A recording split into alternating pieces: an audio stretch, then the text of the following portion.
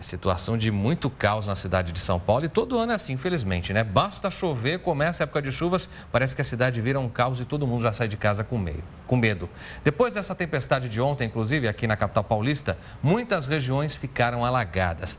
Agora você deve se perguntar, e é isso que a gente fica pensando sempre quando vê o céu já armado para a chuva: como se proteger quando isso acontece? Para falar sobre isso, a gente recebe aqui o tenente Marcos Novaes, comandante do posto de salvamento aquático Guarapiranga. Tenente, obrigada pela participação aqui no Link Record News. O que as pessoas podem, de maneira geral, fazer para se prevenir desses riscos que nós vimos aí na reportagem? Não sair de casa? Dá até medo disso aí, né, tenente? É muito complicado, né? Não tem como, hoje em dia, realmente alguém não sair de casa, né? Nós temos nossas rotinas, nossos problemas para resolver. Então, primeiramente, muito obrigado pela participação aqui. Para a gente é muito importante poder passar orientações para as pessoas de modo geral.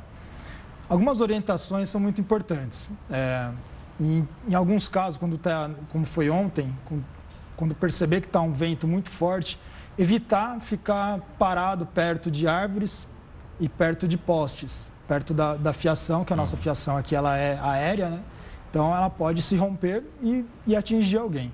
Então, quando for estacionar o veículo, não estacionar perto de uma árvore, não estacionar perto de um poste, procurar evitar esses pontos. Nenhuma área que possa representar algum risco de alagamento. Exatamente. Então, procurar pontos mais elevados. Então, se está vendo que a situação está enchendo, procurar um ponto elevado e aguardar.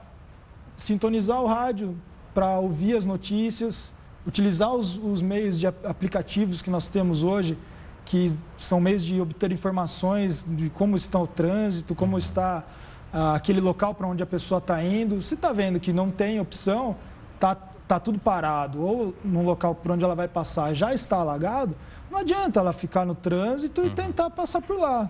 É melhor aguardar num ponto mais elevado, num ponto onde não exista esse risco de alagamento e aguardar.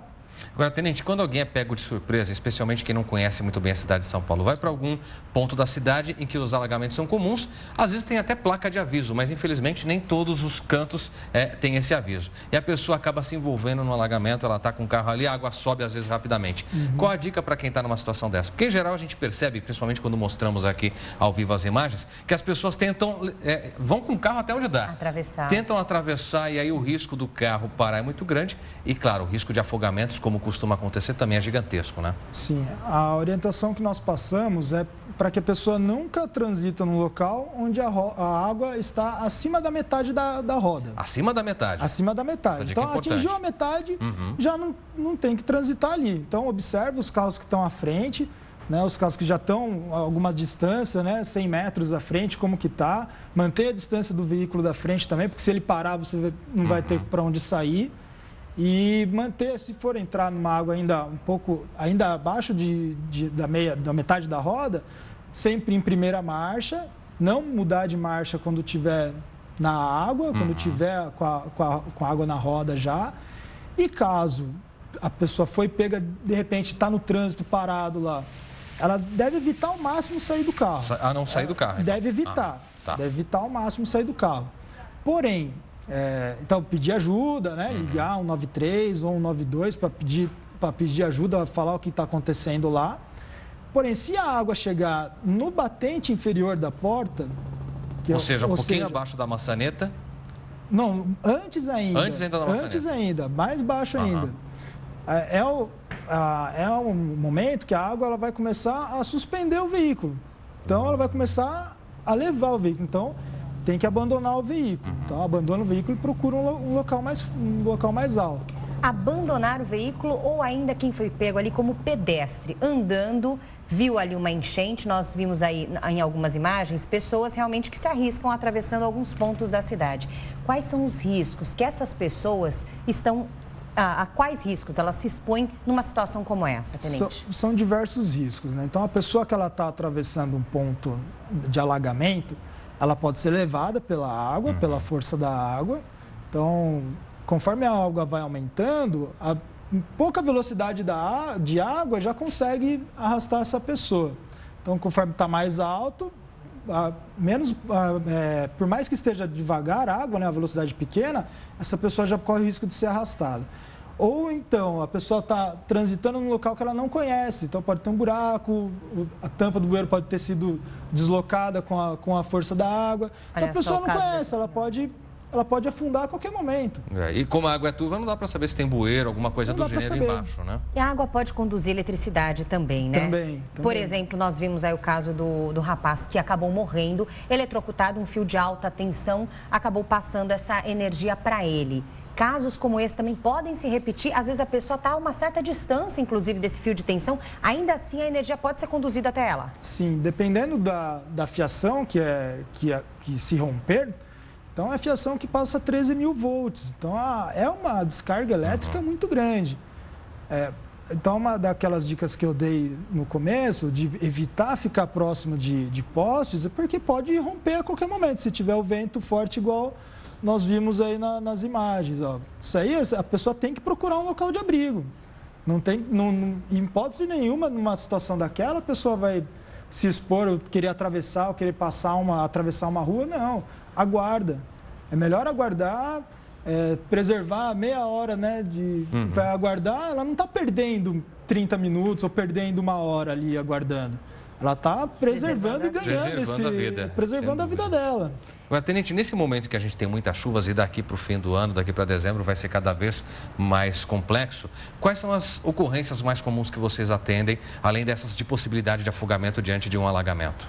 Aí entra na parte do sol, né? Então, quando tem um tempo muito bom, as pessoas procuram se refrescar, sejam em praias, piscinas, represas, né? Rios e represas. Então, entra a parte que a gente procura sempre enfatizar para todos, que é a prevenção. Então, a medida preventiva, ela é isso que importa realmente, né? A reação é quando o problema já aconteceu. Então, não é bom quando o problema acontece. Então, a gente tenta enfatizar sempre na prevenção ao afogamento, para que não aconteça o afogamento. E é sobre isso que a gente vai falar daqui a pouco, então, trazendo dicas para tentar prevenir em piscinas, também represas. A gente tem muitas represas em São Paulo, Guarapiranga é a mais comum que os banhistas procuram nessa época de calor. Sim, e você vai nos dar dicas de como se precaver daqui a pouquinho, então. Isso aí, Lidiane, e você vem percebendo uma forte onda de calor que chegou em boa parte do Brasil. Isso, claro, é um convite ao mergulho, mas também eleva o risco de afogamentos em São Paulo. Nós voltamos ao parque onde o rapaz de 26 anos morreu afogado e nossa equipe encontrou vários adolescentes nadando no local, onde é importante que você saiba, é proibido entrar. Com as altas temperaturas em São Paulo e na região metropolitana, as pessoas buscam formas de se refrescar.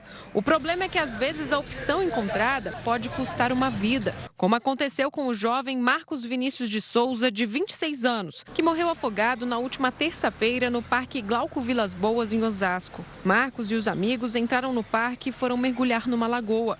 2 deles começaram a se afogar. Um terceiro conseguiu resgatar um dos amigos e levar até a margem. Só que quando ele voltou para salvar o segundo, ele já havia afundado e sumido. Com uma câmera escondida, nossa equipe de reportagem voltou ao local e flagrou vários banhistas. Nas imagens é possível ver que este grupo de pelo menos 15 adolescentes pula de um pier. 5 rapazes tentam se equilibrar em um colchão inflável. Dia de semana, quase 4 horas da tarde, muito calor. A placa avisando do perigo está aqui, mas o parque está cheio. Olha, desse lado da margem, várias pessoas e ali do outro lado, naquele pier, dá para contar pelo menos 20 banhistas.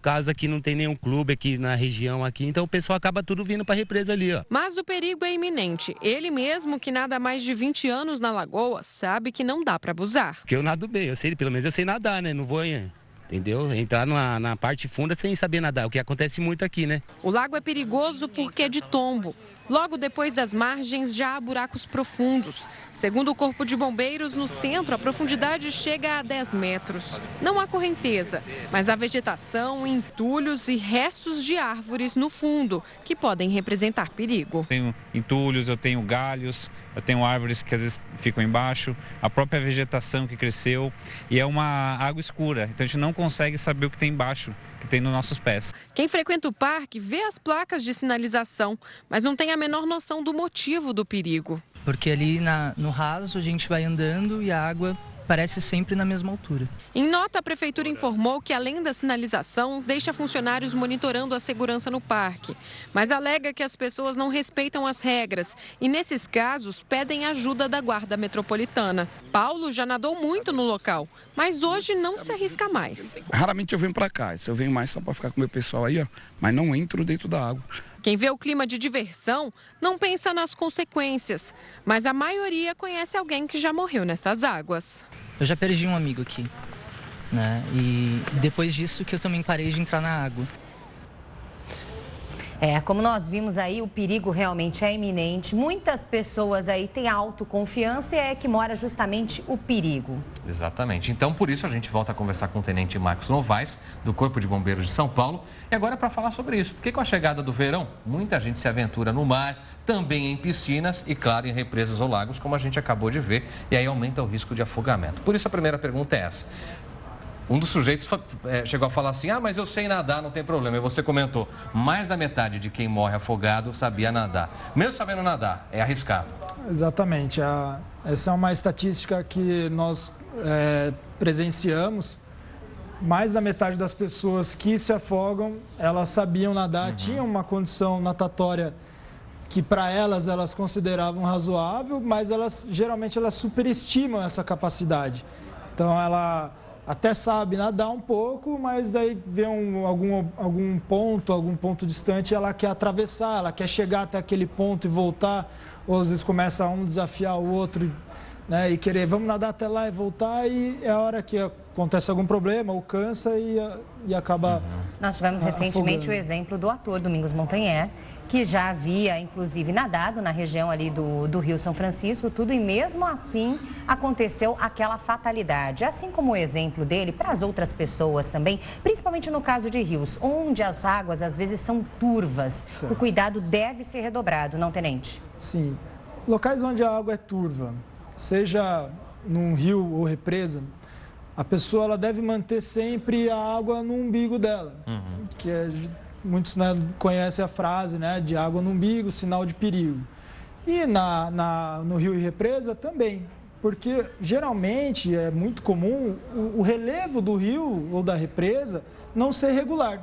Então a pessoa pode estar perto de um buraco, né, perto de uma depressão no relevo do fundo da represa, e ela não sabe, ela não conhece uma correnteza. ali. Ou, no caso de um rio, uma correnteza. Então, se ela entrar na correnteza, ela tem que tentar manter a calma, tentar flutuar, pedir ajuda e não ficar brigando contra a correnteza, né? Tentar... Sempre dizem que o ideal é nadar em favor da correnteza para tentar achar um ponto que talvez possa salvar a pessoa. Isso, ou um ponto, ou se ela conhecer, ela tiver um pouco de habilidade, ela tentar nadar perpendicular a essa correnteza para sair da correnteza. Mas a orientação principal que a gente dá é que ela tente flutuar para ela não se cansar lutando contra a correnteza e pedir auxílio. E alguém que estiver fora, de que forma que ela vai poder auxiliar essa pessoa, né? Quem estiver fora, como que ela vai poder auxiliar? É fornecendo algum objeto que flutue. Não a própria pessoa Não, se arriscar, jamais ela né? tem que entrar na água para salvar alguém. Se ela não tem o treinamento, a técnica adequada, ela vai se tornar uma outra vítima.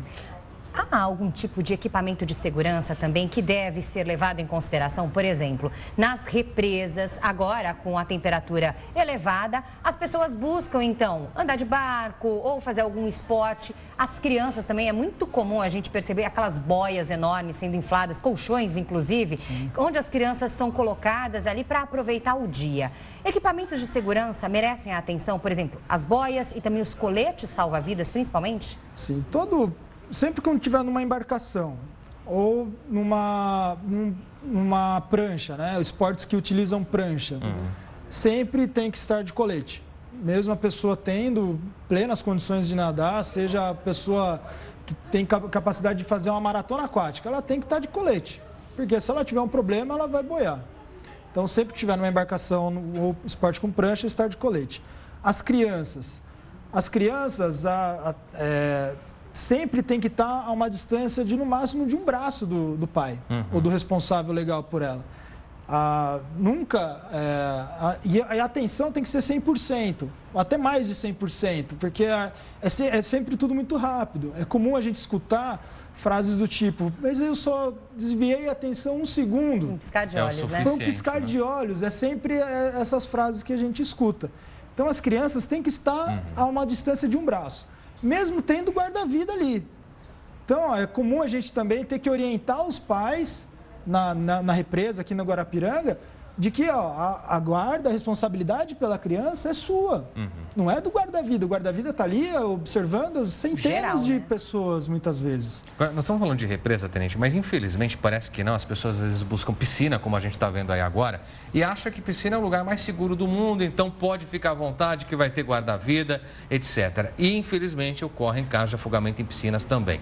Será que é por isso que as pessoas abusam, acham que a piscina é mais segura, a água é limpa, transparente, você consegue ver se acontecer algo? Por que ocorrem tantos casos de afogamentos nesses ambientes? Sim, a piscina, da mesma forma que na represa, o pai ele tem que estar com atenção 100% na criança, principalmente nas crianças, né? Então, existe um dado estatístico também que mais da metade dos afogamentos que acontecem com as crianças entre 1 e 9 anos acontecem em piscinas e em residências. Residência também. Residência, né? Então, verdade. Privada, tanque, baldes. Então, são locais que acontece muito afogamento também. Então, principalmente com as crianças, atenção 100% e criar obstáculos para que elas não acessem esses locais, sem alguém tá junto. Uma última questão envolvendo ainda essa questão da água e o refresco como um todo. Comer e nadar realmente pode dar uma implicação aí, uma congestão, cãibras. Isso é comum acontecer, Tenente? Sim, é comum. É comum não só pelo fato da água. Não é a água em si que vai dar esse problema, mas sim a atividade. Então, é da mesma forma que uma pessoa não pode comer e sair correr logo em seguida. Algum exercício mais pesado. Algum exercício mais pesado, porque o organismo da pessoa está recrutando sangue para fazer, a digestão. Então, se ela começa a praticar uma atividade física, seja ela nadar ou correr, o sangue ele vai para as extremidades, para os músculos, para poder fazer a atividade que ela está fazendo, né? E aí que dá o problema. Muito bem. Bom, nós vamos voltar a falar um pouquinho da questão das chuvas, porque ninguém está livre disso nesse momento em São Paulo e também nas grandes metrópoles. Nós recebemos, Tenente, um vídeo que foi enviado por WhatsApp da nossa telespectadora Marlene, de um resgate feito num túnel da Lapa, zona oeste de São Paulo. Dá uma olhadinha nessas imagens, porque é um resgate dramático, olha só. A gente vê que foi içado um cabo, né, para tentar retirá-la de dentro do que parece ser um túnel, uma boca de lobo. E as águas quase que não permitem o resgate. Explica pra gente como se faz um resgate como esse e os riscos realmente que existem nessa situação. A gente percebe que é realmente uma situação de grande risco. Ela, a qualquer momento, ela podia ficar submersa ou ser levada pela força da água, que é muito grande. E as pessoas que estavam ali, elas tiveram a melhor conduta que eu posso observar, porque elas lançaram um cabo para ela, ou seja, elas não se colocaram em risco para auxiliá-la, não entraram na água.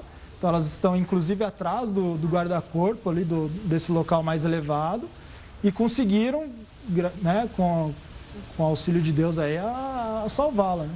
Porque realmente só dependeu da força que ela colocou ali para se segurar, né? Eu acho que esse é o segredo, né? De repente, algum nó que alguém já fez ali para tentar prender também na mão dela.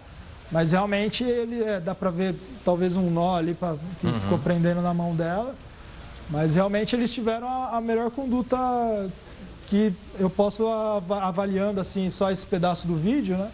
Isso mostra que a vítima precisa também, de certa forma, auxiliar no resgate, né? Ela tem de fazer um esforço também para conseguir sair da situação. Nesse caso, como existiam só pessoas leigas, né? Não tinham o equipamento necessário também para poder chegar até a vítima e sair com ela,